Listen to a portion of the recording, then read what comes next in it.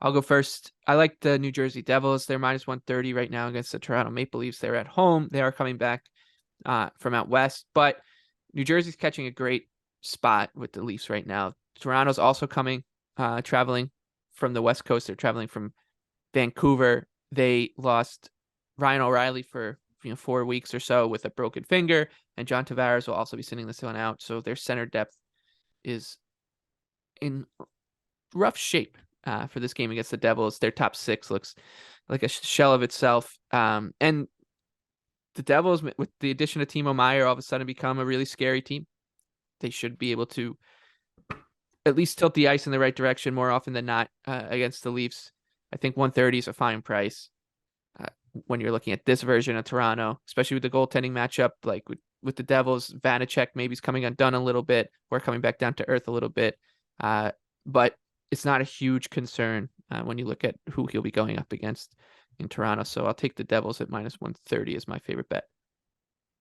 Okay, and I'm going to go with, I'll kind of pick two again because I think this is going to be a little annoying. So I play Kucherov at open to get 4 shots, but I've seen how this is going to go. He's going to open at around plus 104, and he's going to close at minus 125, minus 130. So that if you're listening to this and you want to play that, I don't see any reason why the number won't just move the way Kucherov's number has moved like 5 straight times.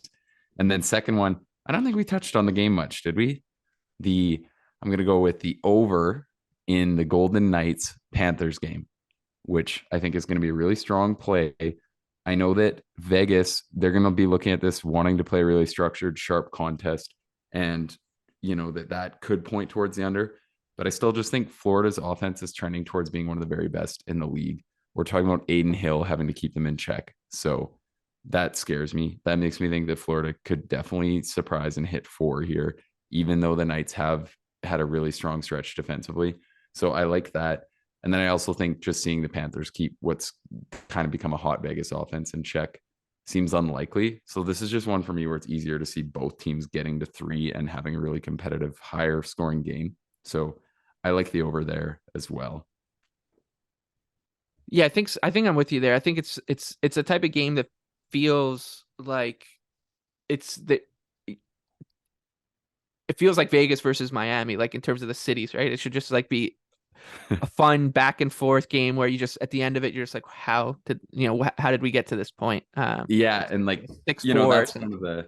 that's one of the main reasons I like it is like I think we should see both sides score, which is the Mhm. thing with like some of these overs. I mean, this is kind of an obvious point, but you see them miss because the game's 4-2 and one team didn't contribute. But I think that's less likely in this spot. Like I don't really see either side getting shut down.